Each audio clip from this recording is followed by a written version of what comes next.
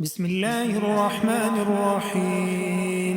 الرحمن علم القرآن، خلق الإنسان علمه البيان.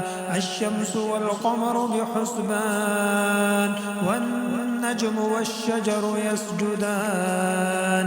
والسماء رفعها ووضع الميزان ألا تطغوا في الميزان، وأقيموا الوزن بالقسط ولا تخسروا الميزان. والأرض وضعها للأنام، فيها فاكهة والنخل ذات الأكمام، والحب ذو العصف والريحان. فبأي آلاء